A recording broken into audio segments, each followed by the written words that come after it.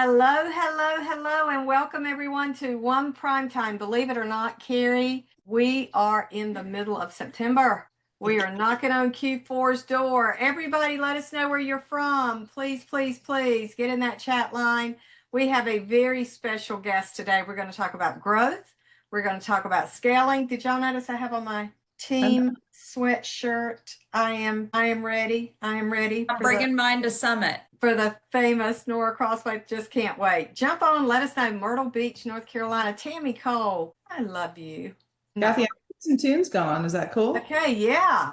Wait till you guys hear this song. Yo, go, yeah. Actionable learning, we rise every day. Educationable spirit, we're paving the way. Yeah. Professionals in action, together we shine. This is One Prime Time, it's your moment, it's mine. We got one culture, bold and bright. One community, lifting lives. One connection, hearts align. One coaching takes us higher every time. It's One Prime Time, best in the industry. I mean, come on. We learn to earn, and we earn to be free. Make your mark, let your story be told. Together we paint the globe gold. With one cares, we give. One podcast, the knowledge flows. We share the stage, we raise the bar. From every city to the stars. We've got one culture, bold and bright. One community, lifting lives. One connection, hearts align. One coaching takes us higher every time.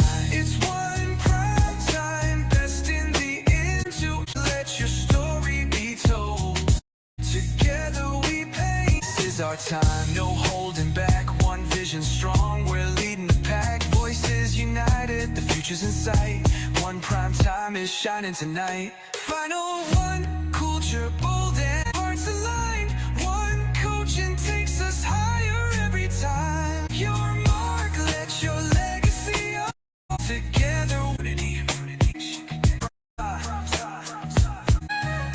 I mean, come on. Kathy, you nailed it. I Isn't that- cannot believe it. We have our own theme song. We're Freaking- there. Unbelievable. I have That's to tell you amazing. guys. And Scott Bergman, sit up and straight in your chair when I say this. I did it with AI and then I dumped it into this other software. I didn't even edit it. I put keywords in and I went, my goodness. Nailed it. Oh my goodness. And we are painting the Gold Globe. We're doing a lot of different things. We're welcoming Mexico. And more than that, as we welcome other countries, I'm just so thankful for this person that has come into my life. Carrie, Nora is just an incredible asset for us. I learn from her. I have the opportunity to work with her frequently and learn from her. And just, Nora, welcome to One Prime Time. You can't keep talking me up. Thank you.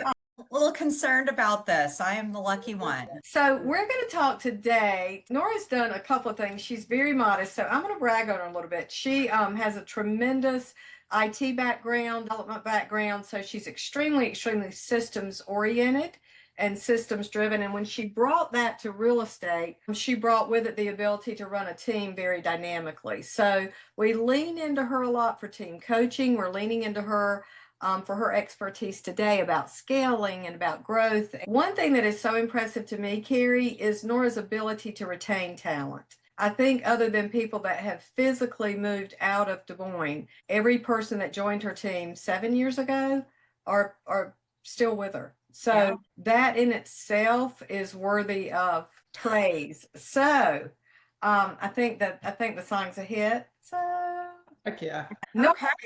Thank you. Holy cow. I'm going to be putting Primetime on my list from now on just so that I can listen to that song every time. So, hi everyone. Good morning if you're on the West Coast. Good afternoon if you're on the East Coast or in the middle like me. I'm going to start with a story. By the way, as we have questions, feel free to pop them in the chat. Carrie and Kathy will stop me when it makes sense. We're also going to do a couple of polls. Go ahead and raise your hands in there. When we get to those questions, I'd love to see kind of where everybody's background is. Quick story. I did a thing this year, bucket list item. I went to Italy for 9 days. 9 days. And I took a total of 2 calls from my team about real estate. I had Wow. active buyers. I had active listings when I left. I opened my laptop twice to watch a show on Amazon Prime. It wasn't even to work. So when we talk about gaining market share without giving up your life, this is key. We do not live to sell real estate. We sell real estate to live. In addition, we have a bit of churn in the industry right now. Are we up? Are we down? Do we know? Can buyers buy? Are they buying like crazy? Who knows? And it's been that way for the past few years, really. But another word for churn is opportunity. So as we're watching the stats go down about how often agents make it to the 3-year mark, right now, I just saw this the other day, it was 16% of agents make it, 16, not 60, 16, make it to the 3-year mark. You have an opportunity to grow your business, to serve more clients, to build a long-term business, but to build it in a way that is sustainable so that you don't burn out eventually. We don't want that. So the required who am I slide. I have a 17-year-old daughter. If you talk to me for more than 10 minutes, you'll hear a teen story. I love to travel. I love to bike. I love to work in affordable housing. Half the weekends you can find me watching some live music, typically rock, but I'll make Kathy's song in my rotation. And I put all this stuff first because this is what matters. Outside of that, I am a broker associate in Des Moines. I've been licensed for 10 years. And I've had my team actually 8 years. Kathy, I had to think about it. I started it on a whim, and I am a 1U certified business coach. I focus on teams and systems, leverage, outsourcing, systems, and then growing teams based on what you want to do. If you are looking for lead gen or farming, we have some incredible coaches that is their specialty. All right. So this is a kind of a question. Which of these statements apply to you? I'm so busy. I don't lead gen anymore. This one leads to up and down in income. Travel's expensive, so I don't like up and down income. I'm keeping up with it, but I feel like it's taken over my life. You should be checking this one off if you don't remember the last time you had a meal with your friends or family without looking at your phone. You know what? We have a basket. I have a basket when my kids and my grandkids come, and all the devices go in the basket because I am not that good and I am not going to compete with that. You know, I love that. I love the idea of a basket. My daughter will call me out. Mom, what are you doing on your phone? Okay, definitely empower the kids to call you out. I'm a big fan. I want to grow, want to serve more clients every year. Not sure how to do that, but I want to. A lot of people get into real estate dreaming of all of that. Yep. PJ, I see you. Excellent. This is how I started. Someone wants to work with me and I don't know what to do. In my case, I had a client who came to me about 4 or 5 months after they bought their house and said, hey, I'm looking for part-time work. Do you know anybody that needs an assistant? And I went, I like you. I don't think I'm ready for an assistant, but I'm going to do it anyway. Why don't you come work for me? Whew. By the way, another experience with this is for those of us that have been in the business 20 years and maybe our kids want to get licensed or our partners want to get licensed. This is another very common one. Or I had this talk with another agent in my market yesterday. I am so stressed. I cannot fit in another client and I just got a call from a buyer and I don't know what to do. These are the signs. Here's the truth. Your time is limited. I don't care if you work 16-hour days or 18-hour days. At a certain point, you are going to hit a wall, period. You're going to burn out. If one of those previous statements was true, you're managing it now. Great. Maybe this is the time to start being intentional and thinking about that next step. 3, go ahead. If I can interrupt you, Nora, that's a big mistake we all made. I mean, raise your hand now if you've said to yourself or to others, I'm going to make time to blank. Yeah. Raise your hand, put in the chat line. Trish, thank you. If you've said that, you're setting yourself up for failure. And the reason is because we cannot make time. It's a mindset. In my opinion, and Carrie, you jump on with me on this, I don't think there is a perfect day. A really good day for me is if I do 70% of what I've planned to do, because life happens, situations happen that require that redirection, if you will, that course correction maybe. So just if you're saying I'm going to make time, please stop saying that because you're not. You said it beautifully, Nora, when you said you got to manage it. And you'll probably get to this. So I'm not going to say it. You'll have to tell me if I got to your point. Okay. Now, if you're already at those 3 statements that are hitting you, or all 5, you're burning out, or you're dropping service for your clients, or both. That's where you are. Time is the one resource we cannot add more of. So put it on the list. If it's time to grow or start even planning for it, to do it intentionally, it will save you trouble in the long run. And when we say growth, we have 3 different options to start growing your capabilities: outsource, leverage, hiring an assistant, and building a team. What do I mean with these? We are going to dig into the pros and cons of each one. Outsourcing, you're contracting out certain tasks to someone who could be considered an expert at doing those tasks, or who could do it much cheaper than you.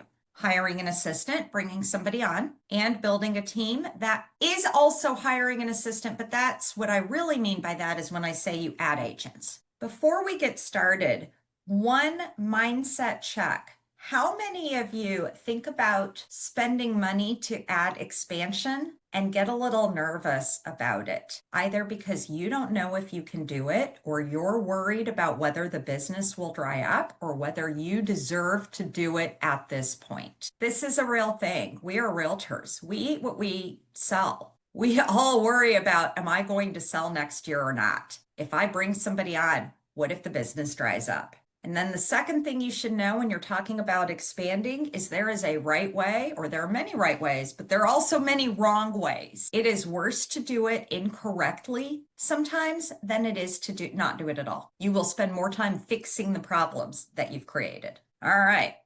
Sorry. There we go. There it is.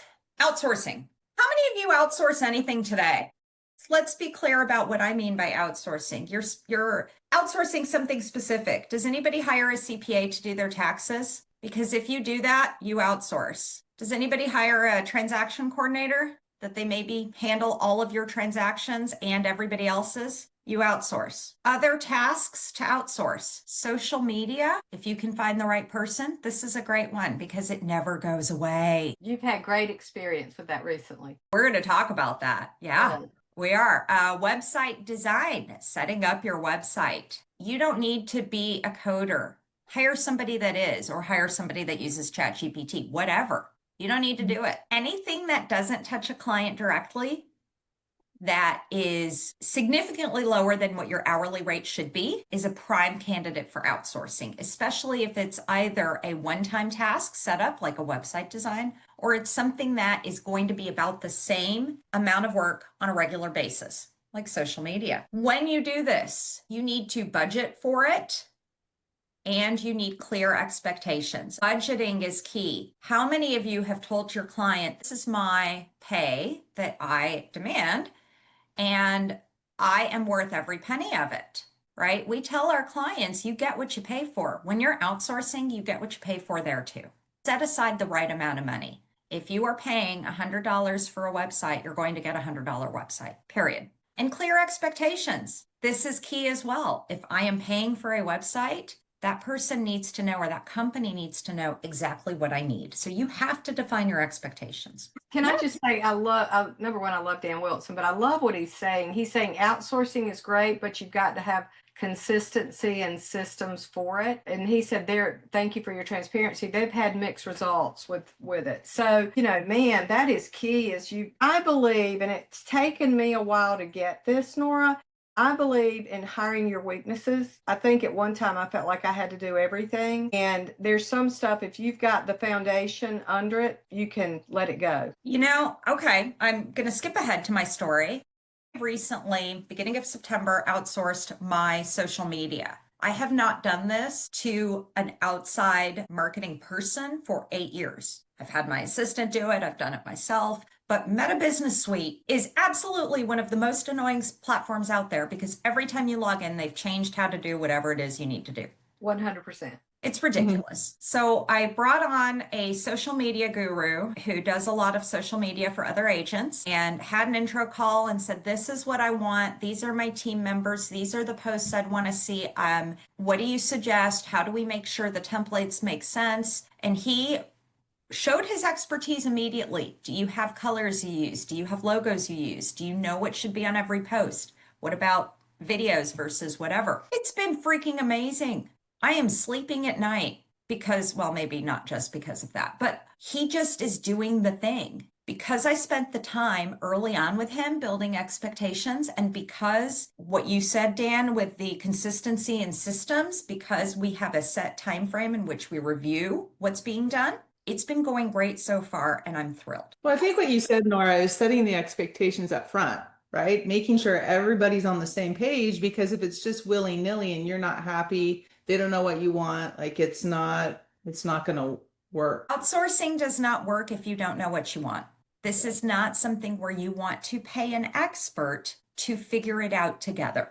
There's a way to do that when you're expanding, but that's not it. It's huge. And by the way, when you're hiring a marketing agency or somebody to do your work, it's easier to fire them, right? It's not like it's an employee. You just terminate the business relationship. But to your point, I just want to pause a moment and say to everyone, here's what's going to happen for the people on this call. You're the survivors. You're the ones at 2026, you're going to do more transactions than ever. What I'm going to encourage, maybe it may be debatable, and let's talk about it if it is, but there are some things, and I can't remember the phrase that you used that was perfect. Done is better than perfect. And Trish, thank you for putting in here that letting go is hard, because let's just talk about this a minute. No one's going to do it as well as you do. No one's going to do it the way you're going to do it. But what if, just what if they end up doing it better, different, great results? So you've got to practice the gift of discernment of what can I let go of and not pick back up. Letting go is super hard, Trish. My daughter says I'm a control freak. Not entirely convinced, but maybe. And I truly believed that if I went to an outside agency, I would have less control over my social media versus somebody who worked for me. This has been my limiting belief for 8 years. Like, I'm kicking myself that we didn't do it before. It does still require time to find and manage. You have to have that ongoing relationship where you have frequent checkpoints. It is your responsibility. If we're not paying attention, you're right. Esteem. If my outsourcer is off track, it's because of me. More expensive per hour. I will tell you that my outsourcing guy is more expensive per hour than what I was paying my assistant to do. But my assistant might take 2 hours to edit a video, then he can get it done in 15 minutes. He's also much more efficient. Hiring an assistant. So you've outsourced or you don't want to, this is not your role. We might look at hiring an assistant when we have more than a specific task. Maybe we need somebody to pick up all the low-hanging fruit in our business, some tasks that we like for hiring an assistant. Dropping off signs and lock boxes, picking up signs and lock boxes, picking up gifts, closing gifts, paperwork, checks, maybe your email newsletter if you like to have it different from the canned templates that are out there, updating your database, your client database, planning client events. These are some of the things that they go up and down a bit. If you want that flexibility to say this week, this is what I need. Next week, I'm going to need something different. Hiring an assistant might be the way to go. Now, they can be virtual. Obviously, they're not picking up your signs if they're virtual. They could be licensed. If they are not licensed, you definitely need to track what they're doing per your state requirements. But to do this, you need a job description. Has anyone here ever had a job where they didn't feel like the expectations were clear? As in they did not know, what they had to do? And Trish, I see your question. I'll get to it in just a second. Anybody ever had a job where you had no clue what was expected of you? Don't do this to your assistant. If you do this, you are setting them up for failure. And I think a caveat there, I think a little bit of kryptonite there is when you hire for the individual and not for the job. And I'm going to go back to what you said. Somebody comes up and goes, hey, I love what you do. I'd love to work with you. And you go, oh, you're so cool. Why don't you come to work with me?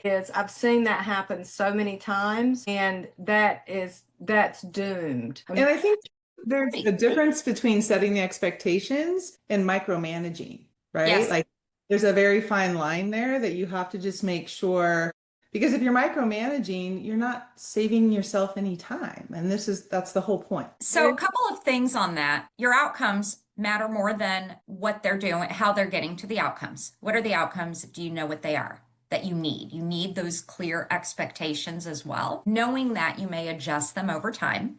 I am a huge fan of hiring the person and not hiring the specific tasks when I'm hiring a person to join the team. What's a non-negotiable are my values. Values are non-negotiable. Whether they get up at 5 a.m. or stay up until 11 p.m. to do the work, I don't care. Yeah. That's key. So back a couple of questions. Trish, on AI, I do use AI to tighten up newsletters. Scott Bergman is your AI king. I don't use as much of AI as I could yet. But even if you're using AI to put together your newsletter, you still need to have somebody just send it, right? Or updating your client database because you just saw on Facebook that your client that bought a house 5 years ago had a kid. Updating that database so that you know to contact them. There's a limit to what AI can do at this moment. And yes, everybody needs to feel part of a team. This is why, Scott, I'll get you a scepter, no problem. Hiring an assistant is joining the team. Outsourcing is not. Absolutely. There's a reason why I split them up. The other thing you need to know about yourself before you do it is, what is your management style? What are your strengths and weaknesses? Hiring an assistant, really, hiring anybody exposes your weaknesses pretty quickly. If anybody has been in a corporate setting, my background is corporate IT, you know that the way corporate settings do management is they do annual reviews or biannual reviews, maybe twice a year. I personally despise that approach because when I was an IT manager, every year having to write 3 to 10 reviews, trust me, those managers hate writing those reviews and they're not able to do it fully. So I like to see someone set up a feedback loop much more frequently. If someone on my team needs a different approach, or I need to talk to them about what they're doing and how can it maybe be better or not, either way, it needs to be within a week. Quickly. I was going to say, why would you continue to let someone do something? And there are two sides of that coin. One is, don't continue to let people make mistakes, but more importantly, when they discover, and they will, a more efficient, effective way to do something, it gives you reason to celebrate. Yes, yes. And come from curiosity. It might be a, hey, I noticed this wasn't done in that way, and give them a chance to say, you're right, because here's what I'm planning instead. Great. And it keeps it focused on not the personality, but the actual results of whatever you're asking them to do. Well, Nora, would you think too that once you determine what your management style is, your personality style, all of that, I think a lot of people start to think like, I need somebody who's kind of like me so that we can work well together. When in Yes. go opposite. We're going to talk about that. Yes. Do not hire yourself. Yeah. Don't hire your bestie unless your bestie is a completely different person. Hire for the values, but not the complementary, not the strengths. You want complementary. And when you get your assistant, they are more consistent in the sense that you always know who's doing the work, right? It's the person you've hired. You can build the expertise. Hire the person. If I'm hiring an assistant, I'm not necessarily looking for the perfect social media ad person, right? I'm looking for somebody who can be creative, who can learn social media, who can learn Canva or whatever. And I can make the duties flexible. Trish, yes, I do. Yes, I do have a bunch of templates at the very end. Also, this is less expensive per hour. We talked about this on the outsourcing side. It might be more hours though. Now, with our issues, we've talked a little bit about this. You're going to have to train the right person. That right person may not have all the skills you want, but if it's the right person with values, it's the right person. Plan to take the time to train. It can take 6 to 9 months to build a fantastic agent-assistant relationship. When my assistant started in 2017, she asked me maybe 2 weeks in, hey, are you going to be in the office tomorrow? And in my head, what I heard is, are you actually doing any work? God help me, maybe I've made a mistake coming to this team. Nora's not going to perform. I should start looking for someone else. Like, I heard all of this judgment. What she was asking is, are you going to be in the office tomorrow? So if I have questions, I can ask you. It took us 6 to 9 months for the two of us to be able to communicate and trust each other and not go there. That's so huge. It was terrifying. Also, potential management issues. Listen, we don't like uncomfortable conversations. Terminations stink. potential performance management stinks. Focus on the actions, focus on the outcomes, not on the, well, gosh, that person just doesn't communicate well. You're the leader. It's your responsibility to tell them how I need them to communicate. Now, if you've told them a couple of times and you feel like you've been clear and they've said you're clear, at that point, yes, you might have to have a hard conversation. It will happen. So Kathy said that I've had a very stable team. Actually have had one person I had to terminate recently. I had to terminate my assistant, and it is what it is. It's painful. That was a rough week. But and you may get to it, but I've always said this. Every employee, Scott said even a marriage has vows. Everyone you're in a relationship with, there should be expectations set. With an employee, with an assistant, outsourced, insourced, however you do it, there should be training and accountability. Because in the absence of those two things, in the absence of training and accountability, you sacrifice celebration. And celebration may look like increased income. It's going to be however that individual wants to be celebrated. Yes. Yes. Celebrated and coached. Things don't always go well. It's not that you're criticizing, it's that you're attempting to coach. Right. But yes. Right. We love celebration. Everybody loves celebration too. A lot of people don't take time for it. Yeah. Anyone that's building a team needs to take time to celebrate. And it can be stuff that's not related to real estate, right? It can be coming together if someone has a medical issue that they're dealing with. Hey, welcome back. It can be oh my gosh, you guys, we're having the best year we've ever had. Well, I think too, Kathy, you made a really good point about making sure that you know how each individual person wants to be celebrated. Because if you're doing something that you think is a celebration for them, and they're not into it, that can make things worse. So I think taking the time to realize what that is too is huge. One-on-one and adjusting for them is fantastic. You need that. It's kind of like whether or not people are huggers. I learned to do this in COVID or after COVID, I am a bit of a hugger. Me too. One of my team agents made it very clear early on she was not a hugger. And I went, okay, duly noted. Last week when I saw her at her last one-on-one, she was like, okay, can I give you a hug? And I went, what? And she said, well, I'm only a hugger for certain people and you're in that now. So, all right, I want to know, how many of you have had a positive team experience? Let's raise the hands. Let's give it a few minutes. Okay, everybody put your hand down. How many of you have had a negative team experience for any reason? Oh, those hands moved fast. Yep. Let's keep going. I think this is because realtors start partially so that they can have flexibility and not have to report to anyone. And therefore, they don't want it to feel too corporate and they just want to do their own thing. And I know people that have had both, right? It is what it is. You might choose to build a team instead.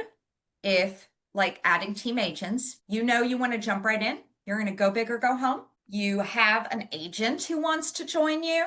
Kids, partners, besties. You have already done what you can to outsource. You've already hired the assistant. The business keeps on coming because you are so good at lead generating and you need help, right? How do we do that so that the team experience is positive? So I do team coaching and I have met with people who have said, I have built a team before and it crashed and burned, or I have been on a team before and I don't want this to be the same.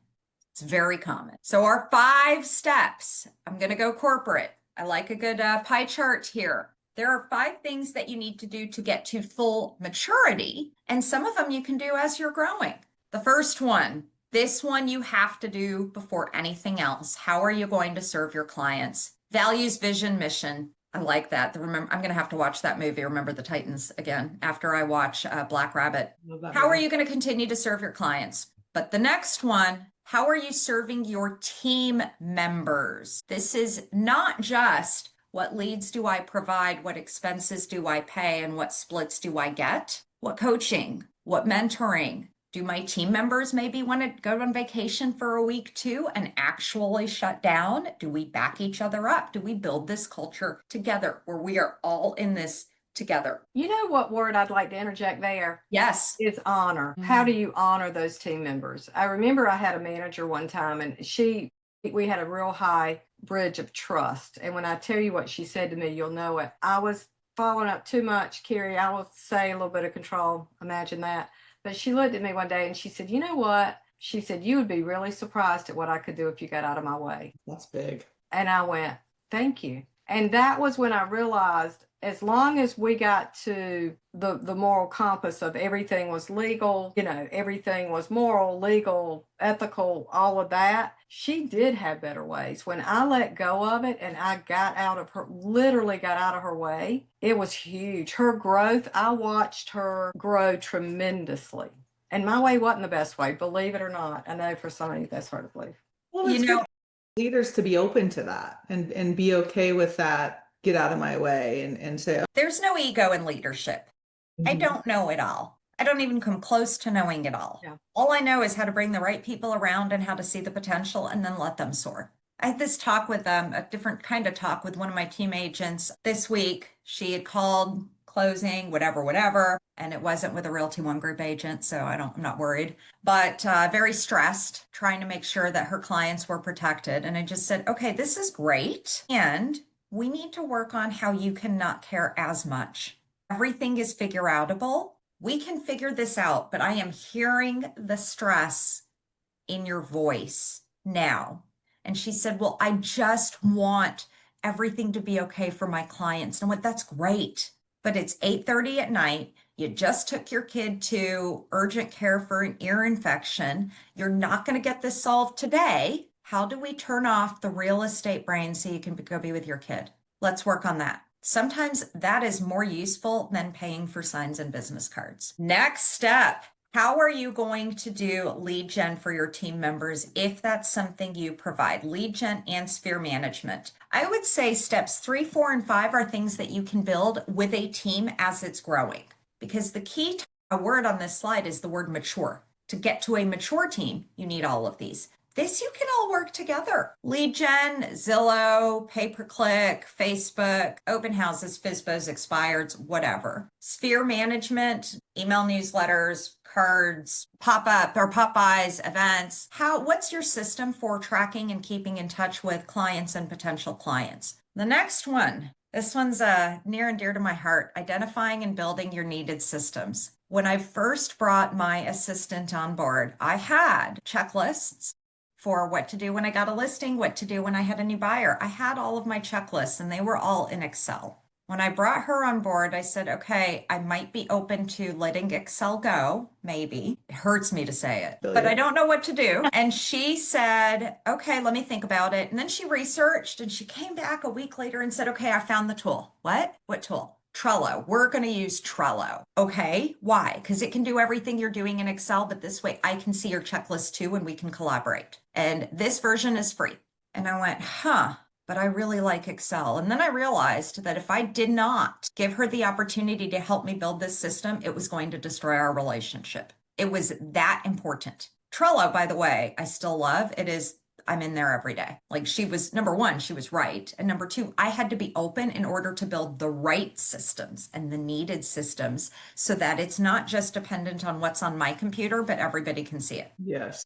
Excel only works when you're by yourself. And then finally, this is like the boring financial stuff. The bigger you grow, the more you need to be able to track what's coming, what's in process, and what are the financials behind the team, and how is each team member performing? Especially when you get into lead gen or paying for leads, you need to know, are they profitable? You need to know, is your event profitable, right? Just out of curiosity, how many agents here can run for their business a profit loss statement every month? Just once a month. Go Kimberly. Go Lauren. Last time I asked this question, 10% of the room raised their hand. Outsource it. That's fine too. Your accountant can run it.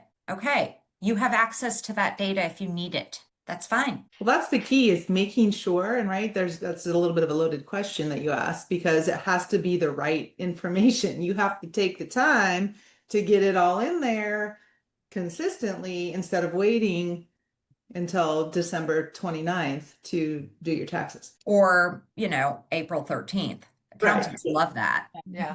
I want to pause just a moment and I want to highlight and reframe something you said and give you a chance to look. We've got some really good questions in the chat. One thing you said that I want to reframe and just to emphasize is to clarify, 3, 4, and maybe 5, maybe not 5, but 3 and 4, it's okay in a lot of different places when building a mature team, a mature system, to build the tracks while you're rolling. Yes. Because the market changes, your needs change, everything shifts. And, you know, a lot of times we have people that say, I'm getting ready to get ready to build a team. And there are certain aspects of team building, which is why you need coaching, that you're going to build that track. To Scott's point, when you hire talent, the people aren't waiting for you to build it. They're not waiting for you to dig the well to get the water. They're helping you dig it. And that is key for a lot of people on the call, is identifying what can you build while you're going. The job description is not one of those things, perhaps. No. I think you need to know, but other things you can be, and just identify those. Absolutely.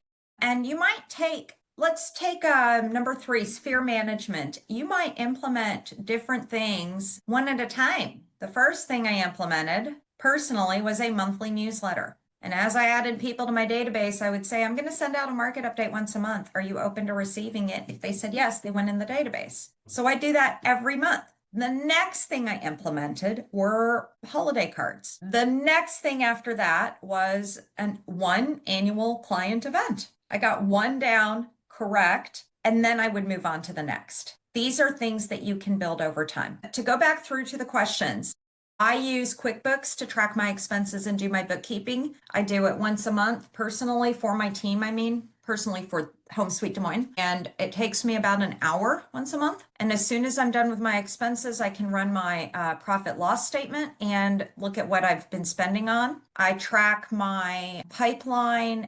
And I have a small team. I have 3 agents. So this would not work with an expansion team, but I track my pipeline and what's closed, et cetera, monthly as well. So I probably spend about an hour and a half looking at the health of my business every month. And one thing that we've talked about that you do very well is looking at conversion rates of those team members to know how to help them be successful. And to know what they're comfortable with. Yeah.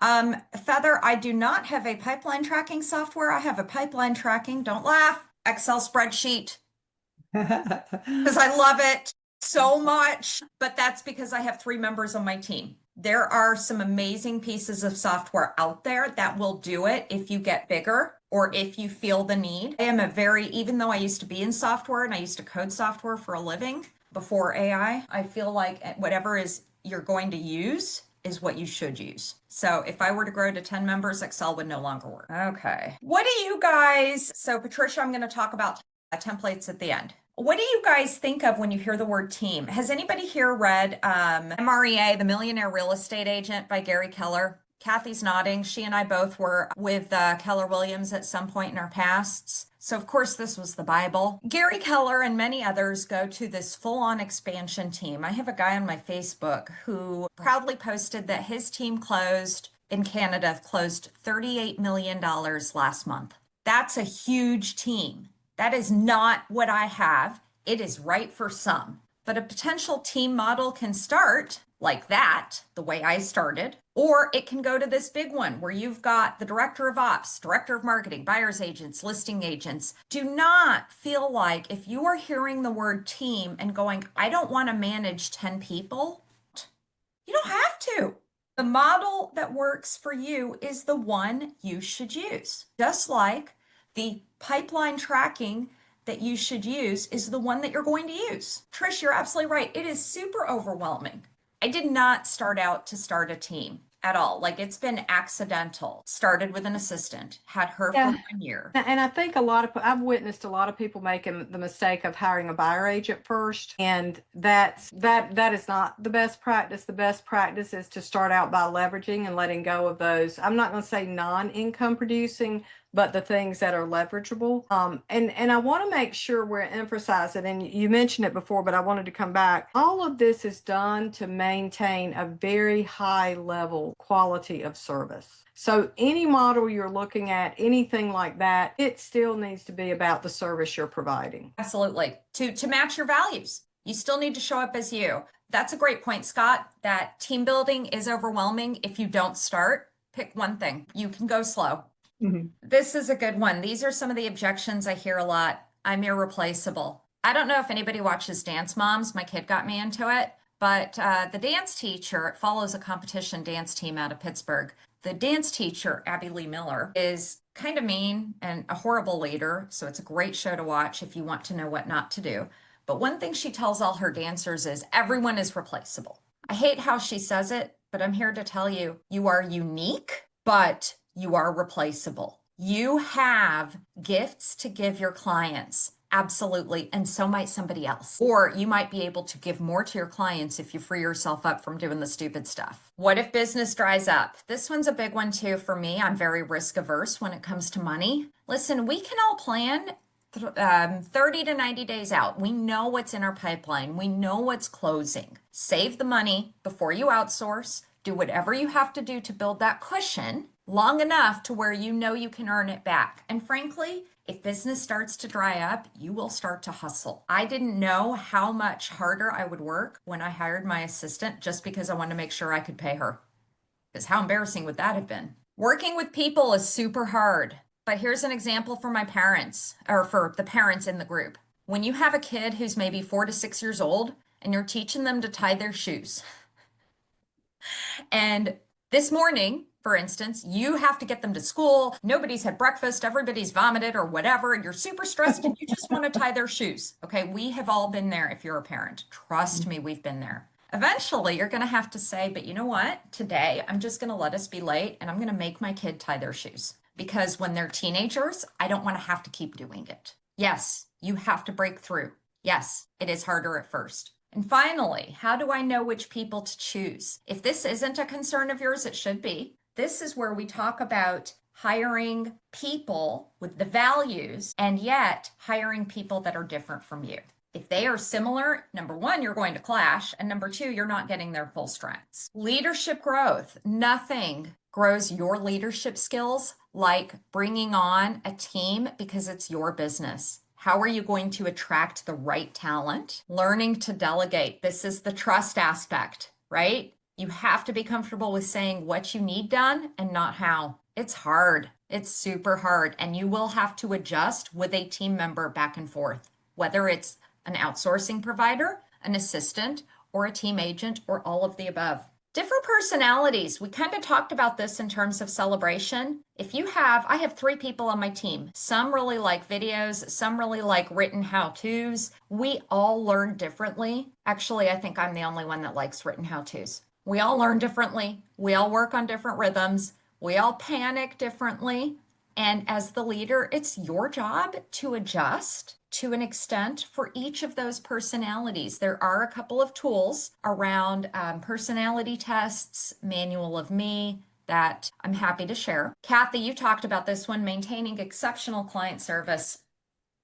This is key. You still want everyone that is served by your team to be a client for life. And finally, transitioning. Bringing on a new team member will take longer than you think it should. Taking off a team member will take longer than you think it should, period. What helps that? 2 things. 2 things help with starting your team. Number 1, team vision, values, mission, having your culture. And number 2, get the legal stuff done. You need a contract. You need a contract with an assistant. You need a contract with a team member. You need to know that if the relationship gets terminated, what happens to that agent's sphere? Do they get it? Do you get it? What's the split going to be? How will you compensate your assistant? Lay that out while the relationship is still good.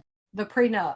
It's a prenup. It is a prenup. This is one thing I did right from the beginning. Everybody on my team, and they all signed the same contract, by the way. There's no changes. But everybody on my team knows off the bat that if they leave, I will not market to their people. They will not market to mine. And I have them all tagged in the CRM so that if somebody tells me, as has happened twice, they are moving to Arizona or Missouri, I can immediately respond. I got you, Trish.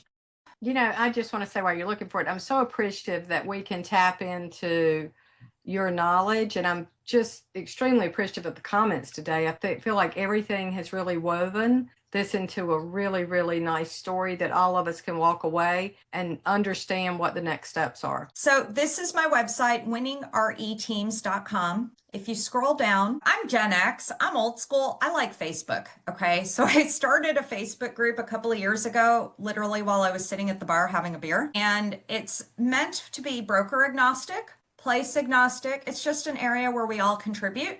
We don't advertise stuff. On occasion, I give shout outs, a couple of posts a week.